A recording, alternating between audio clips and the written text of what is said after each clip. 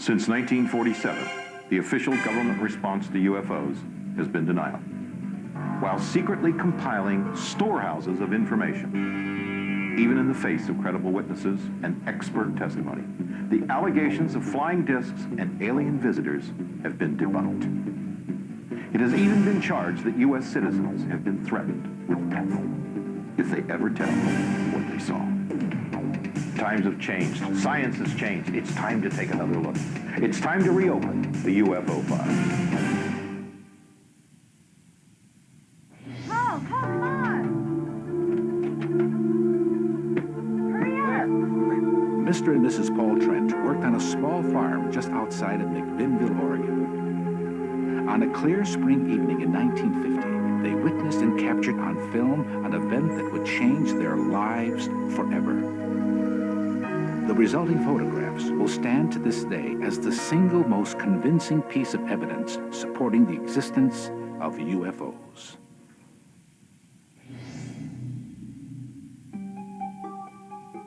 On a hot August evening in 1955, a family of religious southern sharecroppers claimed they were attacked by a dozen glowing little men. They responded the only way they knew how. Well, there are two parts to this story, actually. One is what I consciously remember, and one is what I didn't learn until I went under hypnosis in 1980. The first part that I consciously remember, I was riding in a car with three men. One was my husband in the front seat, and the driver who owned the car, and a young Army corporal in the back seat. An event in 1940 began a long and terrifying journey for Ida Kannenberg.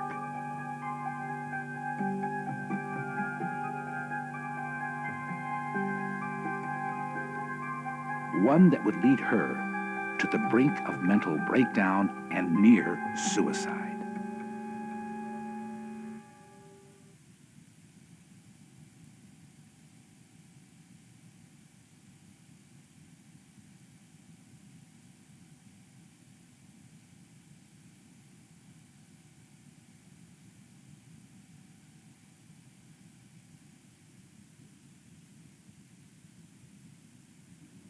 Houghton lies nestled in the hills of rural Alabama. Folks here are given to hard work. Their deeply held religious beliefs are fervently attended by the Pentecostal church nearby.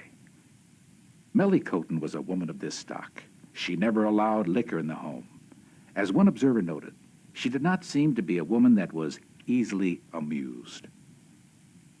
A junior reporter at the local paper was the first to get the story. I don't care what people are saying. It happened, and that's all there is to it. I wouldn't have believed it myself if I hadn't have seen it with my own eyes.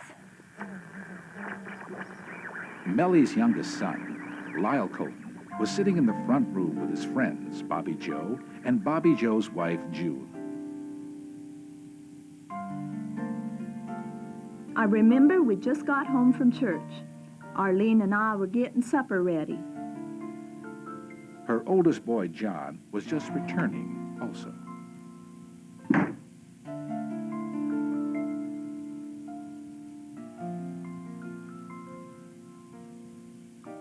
Bobby Joe and June was sitting in the corner, and I asked him if he'd go out to the well for some water.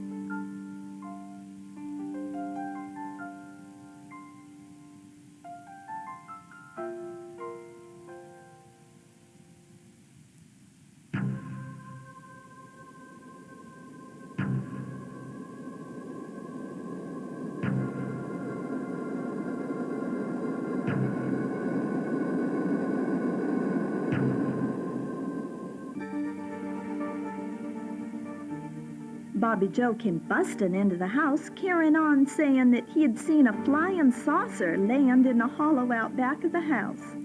Well, they were all laughing and teasing him because he was going on and on about it.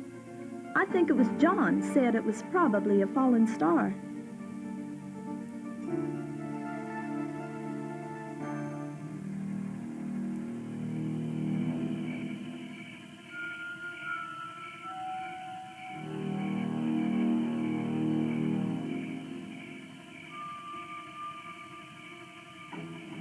Millie's husband, Opie, was just returning from the fields where they raised tobacco.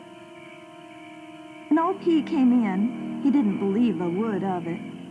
Then after dinner, the dog started barking. And I said, O.P., go outside and see what's the matter with that dog.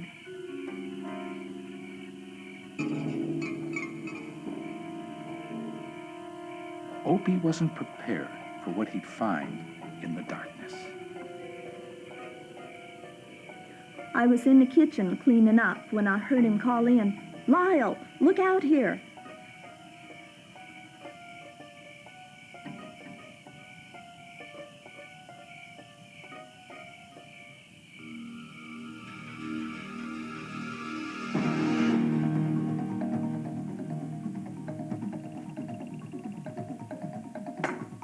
I heard all this commotion. Somebody yelled, it's out the window. That's when I saw it too. I fainted dead away. The men went instinctively for their guns.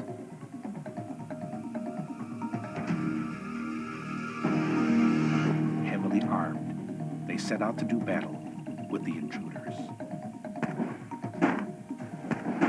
The witnesses reported that the little men approached the house with their arms raised in stick-em-up fashion.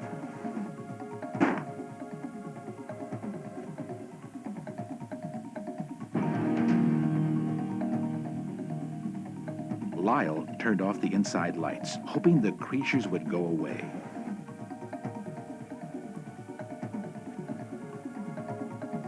I kept saying, they don't seem to mean us no harm. Just let them be. But he was scared, and he said, I'm gonna shoot the little man, Mama. Then we heard them knocking things over outside on the porch, and then one of them got up on the roof.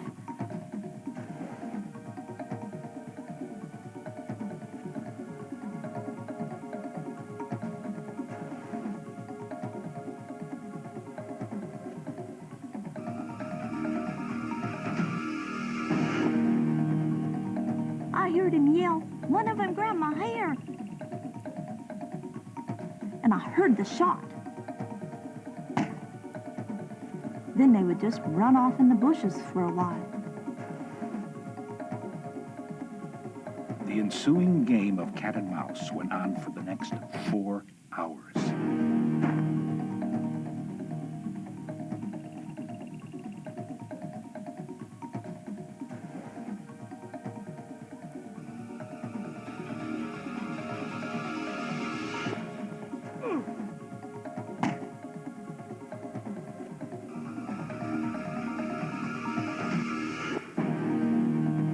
Feeling helpless at the ineffectiveness of their guns, they decided to make a break for it and get help from the sheriff in town.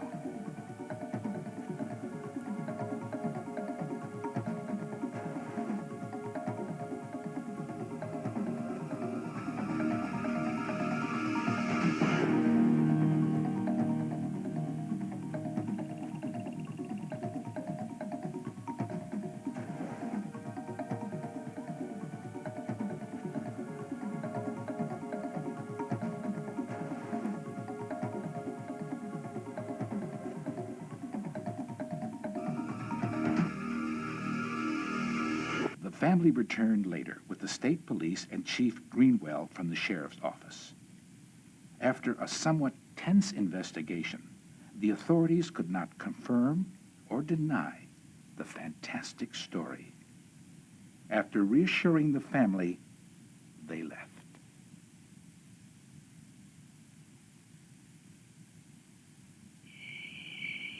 After the police left, I went to bed. I woke up about 3 a.m., and that's when they came back. I still remember their clawed little hands on the window. Ever since this all happened, people been all over here. Been getting in the house and tramping my garden. I just wish they'd go away. Why won't they just leave us alone? Some people say that the ensuing barrage of reporters, curiosity seekers, and charlatans drove the family out. We don't know why they left. Only that the one remaining witness, Lyle Coton, moved to the adjoining county and refuses to talk about the incident. One story says that years later, while riding with a neighbor in a pickup, Lyle offhandedly remarked, "Remember that UFO thing? We're nothing to it." Nothing else was ever said about it. Perhaps it was a fabrication or mass hysteria. Maybe it really happened. Maybe Lyle just wanted to put an end to it.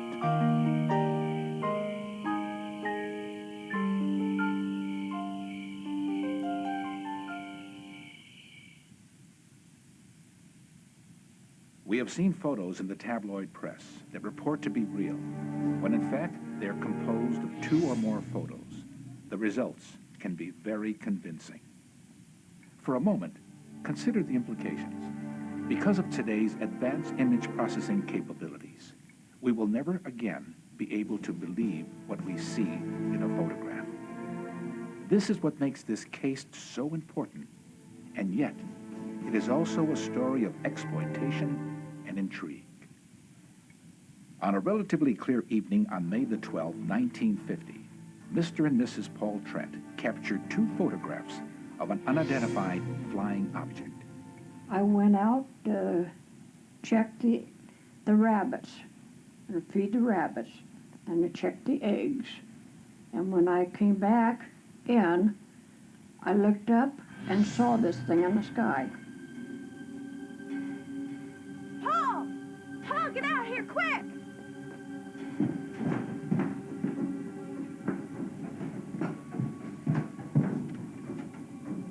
Paul, come on!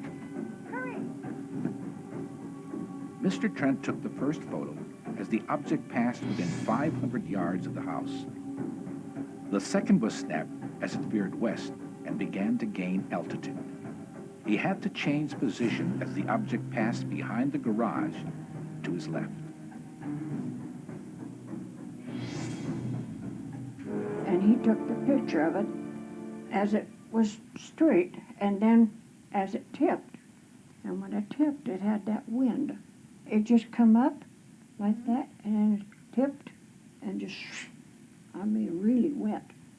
It didn't have no smoke, no motor, just the wind onto it. And it would, I would say, right around the size of a big parachute, maybe a little bit bigger, but right around that size. It went fast. I've never seen anything go so fast in my life as that thing went. Yeah. Using information gathered from the Trent's testimony, combined with aerial photos taken around that time, this computer animation was created and superimposed against the actual background very near where Mr. Trent stood to take the pictures. At that time, Mr. Trent feared that he may have exposed some kind of government experiment. As a result, he did nothing with the photos. His niece, her husband was in the service, and he showed the pictures to him. And he took them in to the bank guy. The guy's dead now, but was a bank guy. He put them in the window of the bank, and that even caused all commotion that you ever heard of. I went down the street one day, sometime in June in 1950, and walked into the First National Bank, and Ralph Wortman, who with his brother owned and operated the First National, got a hold of me and said, "Phil, you better find out," he says, "one of our customers, Paul Trent, who lives out towards on the Sheridan Highway, has some pictures of unidentified flying objects that he took. So he said, you better find out and see if you can get a hold of them." And so I came back to the office and talked to Bill Powell, who was our news editor at that time, and said, "Bill, go out to the Trents and see what you can find about the pictures." My publisher came in and says, "Bill, we have our 2 bankers, Paul and Ralph Wortman, have seen pictures of what appear to be authentic pictures of flying saucers." and well, you chase the story down. When Bill got out there, they couldn't find the negatives, as he told it at that time. And as a consequence, they searched, and they finally found the negatives rolling around on the floor under the Davenport. Bill Powell returned to the paper with the story and the negatives. I did my own darkroom work, in addition to punching out the news stories. And I projected the things on the wall to make sure that there were no strings holding these objects up. Unable to find anything wrong with the photos, they decided to run the story. Bill brought the negatives back in. We made pictures and had big zinc plates made of them and published them on the front page of the newspaper the 8th of June in 1950. And from that time on, we created a windstorm about what was going on these UFOs. By June the 11th, the story was run in the Portland Oregonian and the Los Angeles Examiner. They took pictures of ours and put it in the news register. And then all kinds of people wrote into them to get that news register, that front page especially. Nationally known radio commentator Frank Edwards was fascinated with the story. He asked me if he could tell people they could send us a dime and get a copy of the telephone register, which is what was the name of the newspaper at that time. And I said, sure. In this correspondence to Frank Edwards, the register reported the mail request for the front page totaled 2,150. By August the 13th, the total had risen to 7,103, and the requests continued to come in. People sent dimes and dollars, and we had the whole room, boxes filled, and my brother and sister-in-law and my wife and I spent days and evenings opening letters and mailing out copies of the front page. He broadcast the story nationally, promoting copies of the photos. He also claimed to have personally taken 2 enlargements to the Pentagon in person. I was told they were the best civilian photographs of an unidentified flying object that the Air Force has ever seen, he said. Now, as nearly as I can recall, there were some government agencies in there. At first I thought it was FBI, but as I recall it now, I think it was more likely an intelligence branch of the Air Force. Well, he wasn't in the Air Force. He said he worked for the Air Force. Come out here from Arizona 4 different times. Went up the coast and be here. Official government involvement remained unclear. Some refer to the inquiries by the Air Force Office of Special Investigations. But Mrs. Trent specifically remembers the FBI. They came to the house, and this guy said he was an FBI guy. He had that billfold with the FBI thing onto it. It looked real. But he just come into the house. He says, "Can I come in?" And I said, "Yeah." He said, I told him, "I haven't got nothing to hide."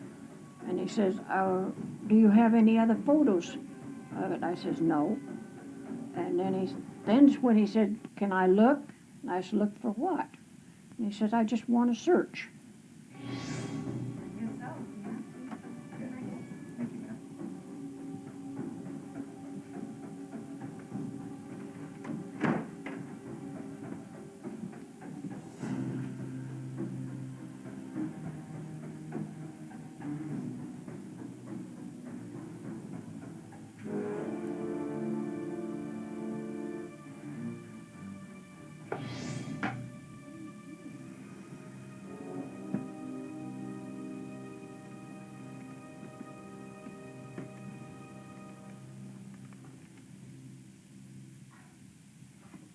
And so he just started in, dumped the stuff out of the dresser drawers onto the bed, went all through it, didn't find anything, done the same way with the chest of drawers.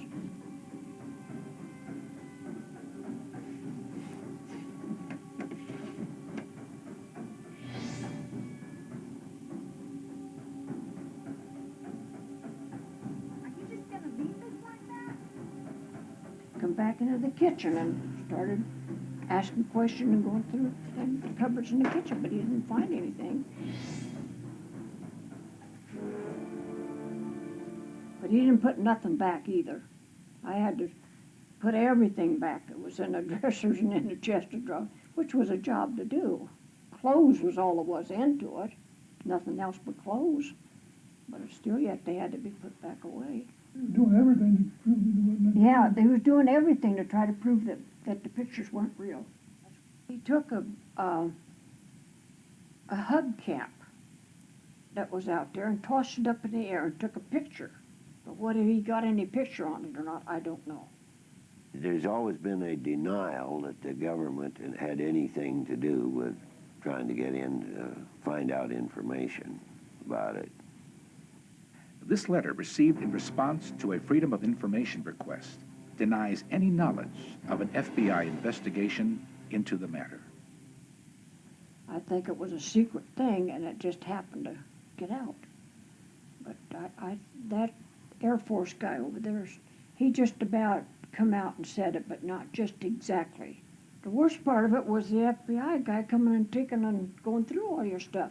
And it wouldn't be just one time, it would be several times. They just come and want to take pictures out in your yard and everything, just bother you. The Trents were flown back to New York City by the producers of We the People television show for a special appearance. And they were instructed to bring the negatives. We went back to New York on We the People television, and they tried to get us to say all different things, which wasn't so, but we wouldn't do it. If we couldn't tell it the way it was exactly, we weren't going to do it. Well, when they found out that we weren't going to do it, then they said, okay, we'll do it. Do it just the way you said it. So that's what we did. And they kept our negatives. We never did see them again. Typically, UFO hoaxes are accompanied by an effort to profit from the attention. This opportunity never seems to have occurred to the Trents, although apparently the value of the negatives did not escape the notice of others. And we had a great deal of difficulty finding the negatives. We couldn't find out who had them. UPI at that time said they didn't have them, and they appeared in Life magazine in August, and then they were reprinted all over in publications of books on UFOs all over the country. Why were the producers of We the People so adamant about bringing the negatives to New York when they used photos for the show? In 1968, Edward Condon was in charge of the official U.S. government project to examine the growing body of UFO evidence. It was then that the Trent case resurfaced. The negatives apparently turned up in the files of the INS, International News Service. The Trents were re-questioned, geological maps studied, and the conveniently rediscovered negatives were given a complete scientific examination. Independent computer-aided analysis carried out by GSW and the Jet Propulsion Laboratory failed to find any evidence of wires or any supporting structures attached to the object. Their conclusion: the negatives have not been tampered with. 1969, after the release of the Condon Report, William Hartman, case analyst for the study, gave this conclusion: an extraordinary flying object flew within sight of the witnesses. This was a bold statement, considering the majority of findings of the Condon Report. Still, detractors were adamant about proving the Trent photos were somehow fake.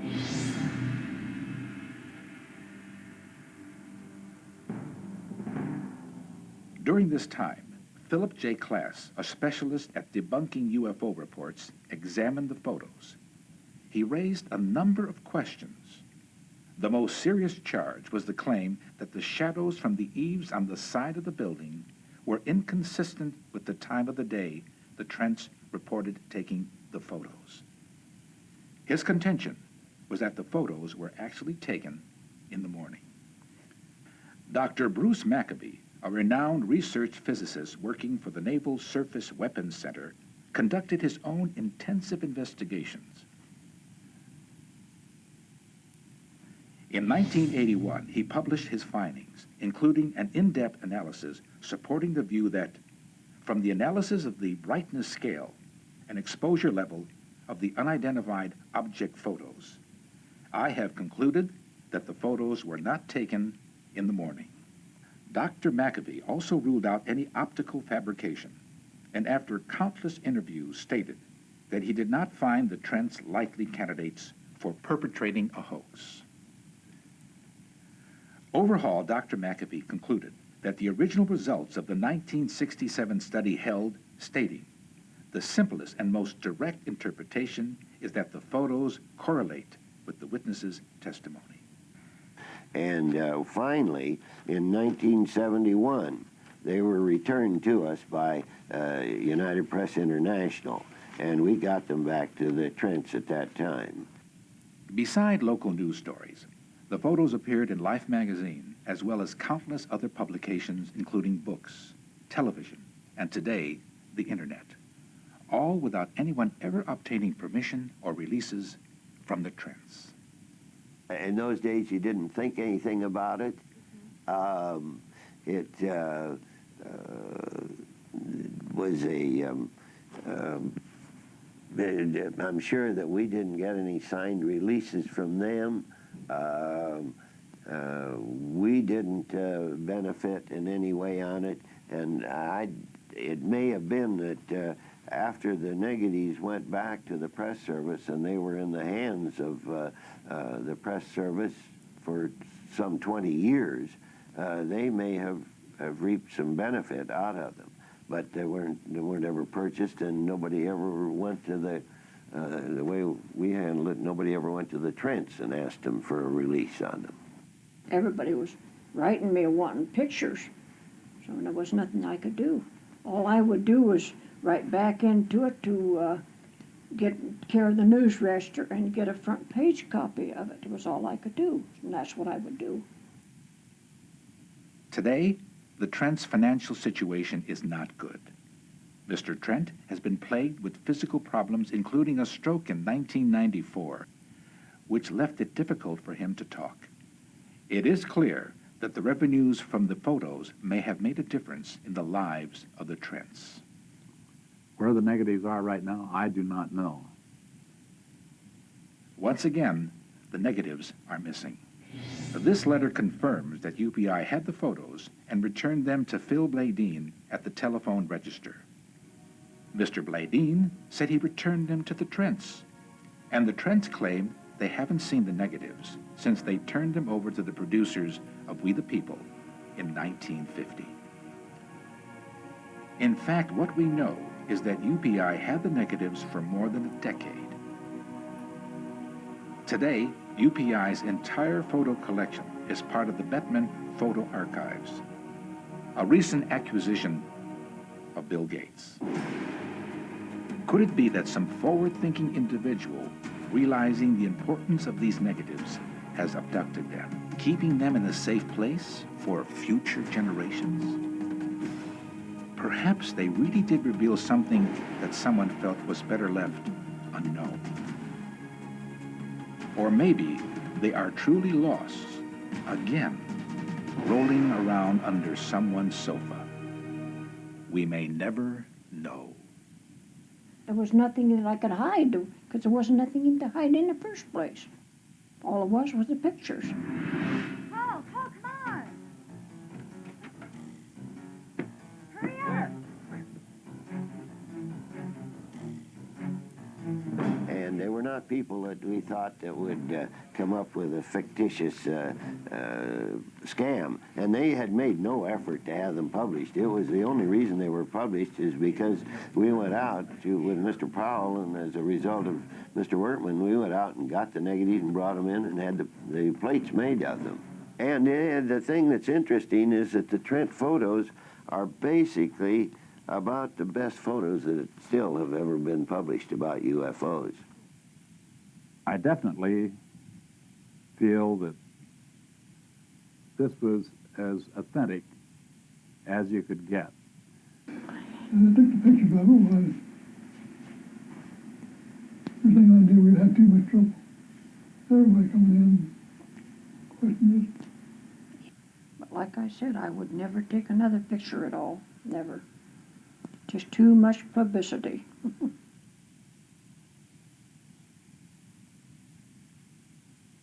Well, there are two parts to this story, actually. One is what I consciously remember, and one is what I didn't learn until I went under hypnosis in 1980. The first part that I consciously remember, I was riding in a car with three men. One was my husband in the front seat, and the driver who owned the car, and a young Army corporal in the back seat. We were driving straight through from Bremerton, Washington, and my husband and I were going to get off in Phoenix at my sister's house for Christmas. This was December 1940, and it was the night of the 22nd, close to midnight. Of course, we were tired. We'd been driving straight through, and we saw this red glow come up over the, sort of over the valley, I guess you'd call it, somewhere between Indio and Blythe. Actually, it was between Desert Center and Blythe, to be more exact. And at first we thought it was a little forest fire because we'd seen several. It'd been raining and thunder and lightning very hard, and it started little blazes, and then the rain would put them out. So we said, oh, it's another forest fire. Well, the glow kept growing and went up the sides of the mountains on either side of the valley, and we knew that couldn't be a forest fire. It was too even. It was too deep a red and too even. And then this object rose over the horizon. And it took another 40 years before I learned what that was all about. It started when I started playing with a pendulum, and I made a circle with letters around it, like an alphabet, so that the pendulum could answer my questions, something like a Ouija board along the same order. But as I played with that more and more and more, it became an absolute compulsion. I couldn't leave it alone. Night and day I was playing with that darn thing. And as it went on, I began to hear the words in my mind before it spelled out the message. And that was the way that the telepathy came into my mind. In 1989, Ida happened upon Beyond Reality magazine. There she read with fascination a description of the works of Dr. Leo Sprinkle. Through hypnosis, he has found a number of people who claim to have been contacted by aliens, and the symptoms they described were identical to what Ida had gone through for years. I think if Leo hadn't shown up right at that time, I would have been completely bats, because it got to the point I just couldn't take it. And he saved my sanity, if not my life. I'm very grateful to him, and he's done this for many people, not just me. What I remember, even under hypnosis, is very spotty, very sketchy. I don't remember everything. I was playing across the street from our house under a lilac bush, and I heard somebody coming. You could hear the swish in the grass of their footsteps, and it was two men. I had very poor eyesight, and I did not wear my glasses out that day to play, so I couldn't see the men too well. Except one was a larger man and older, and the other was a younger, slender man. And he asked me where a certain man lived in the neighborhood, and I said, right there, that house. It was just right next to us, practically. He says, this house right here? I said, yeah, right there. So he turned and said something to the younger man, and they conversed a little while, and then he turned back to me. He didn't mention the man they'd asked for again at all. I just sort of forgot him. He began to ask me questions about myself. What was my name, and where did I live? What was my father's name? What kind of work did he do? And where did I go to school? Did I like school? And the usual questions that a stranger would ask a child. And then they went and got in their car and drove away. Well, about that time, my mother came bustling out of the front door, which she never used. We always used the back doors in those days. But she came out of the front door, and she had her little camera. She says, I just have one film left. I want to take the pictures so I can send them to be finished. And then she asked rather casually. When mother was casual, there was a purpose to it. She says, who were those men talking to you? What did they want? And I told her what I knew they had said and so on, just asked questions. she says, well, they didn't go to Mr. Barton's house. They drove away. Why didn't they go to his house? I didn't know. And so after that, she was very nervous. If I got home late from school, she would be out by the front walk, watching down the walk, making sure that I was coming home all right. And my older sister told me later that Mother was very, very nervous about that incident. She felt there was something wrong about the men, and wondered why they had not gone to Mr. Barton's house after asking for him and had driven away. Her memory of the strange events on the night of December the 22nd, 1940, also came into sharper focus. During the time when I thought I was asleep, I had heard some crunching of the footsteps in the gravel. The back door opened, and a blast of cold air hit me. And I thought, oh, good, the men are coming back. And then I thought I went to sleep again. And after a while, I again heard footsteps, and the back door opened. And so I sat up and looked, and it wasn't the men at all. It was two strange men. My men were still down in the headlights of the car talking. And the two strange men said, there's been an accident. We need help. Can you come and help us? So we walked down the road a ways, and we came to this round object. I thought it was a cabin. I had heard something about Quonset huts. They were making them to send to Alaska as barracks. And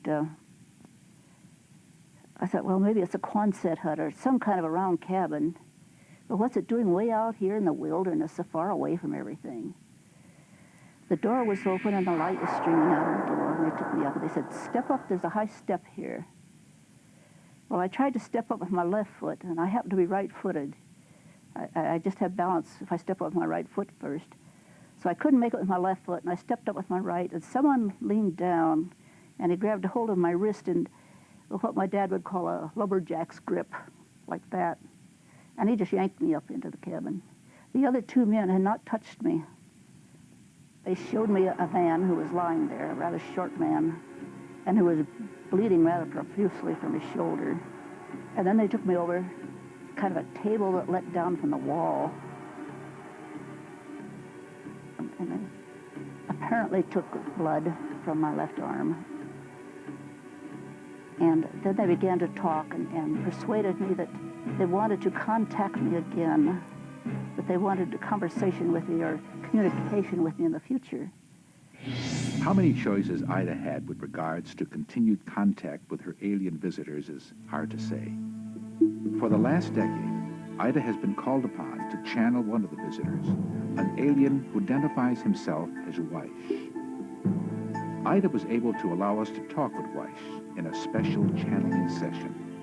Channeling is a type of hypnosis. As far as I know from my own research, you have to be in some state of relaxation where the conscious mind is put aside and the unconscious mind is allowed to become dominant. In that energy that's created, other entities, other persons, other energies come into that person. It's been documented from the beginning of time. It used to be called mediums. They were the mediums. Sometimes people saw them as quacks. Sometimes they were actually legitimate. It's hard to say. How do we know? We have no real tests for that in the world. I was born in Russia. My mother was Russian. I have always referred to my father as a UFO fly-by-night. I do not know his origin exactly, but I have suspected it was the same as the persons on the space stations. I have always called him a time traveler from Atlantis.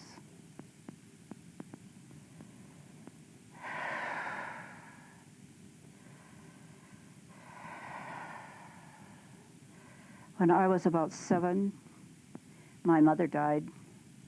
There was no one left to protect me from relatives who did not approve of my existence. People came in the UFOs and took me to another planet in the Sirius system.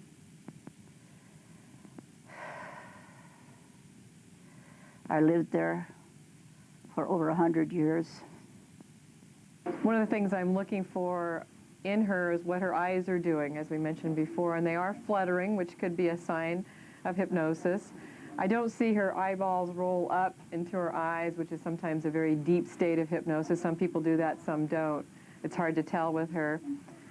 I can't see the whites of her eyes. That's one thing I'd be looking for. I'd ask people that I work with privately to open their eyes and then shut them and look for that redness in the whites of their eyes. That's a sign of hypnosis. Also tearing and spontaneous tearing sometimes occur in people who are in a deep state of hypnosis, and I don't see any of that, although at the end of the session, when she does open her eyes, she wipes them off, and it looks like there's quite a bit of a tearing in her eyes, and she feels like she was in a deeper state that time than usual states. So it's really, a lot of it is up to what the person tells you. It's their belief system you're working with. One would hope that if Weiss was truly a traveler from another world, we would gain astonishing knowledge from the far corners of the universe. But, as is so often the case, this opportunity for celestial insight left something to be desired. Accept the idea that UFOs and their occupants, the aliens, are real. They exist. They are here to interact and to help the people of the earth. Perhaps even more than that, they are here to ask for help for themselves, for they need your help as much as they are able to give some of theirs. But I would say she's in a light state of hypnosis, that she is able to put her conscious mind aside through her visualizations, and that if something is coming in, it's either from her imagination or it could be real. And I'm not the expert here, she is. So I'd say that she's doing something with her energy, whether it's imagination or whether she actually is bringing in this entity. Only time will tell. Our longing for contact with life from beyond is deep and persistent. As we take our first steps into the vastness of deep space, the idea that we may not be alone can be sobering, especially for a species as self-absorbed as we. But just as an infant must learn the painful truth that they are not the center of the universe, we may all have to learn to share the spotlight with other players from other worlds in this fantastic drama of space and time. Our greatest challenge may be to overcome our natural resistance to new ideas as they unfold. We must prepare, because somewhere between here and there, the truth is waiting.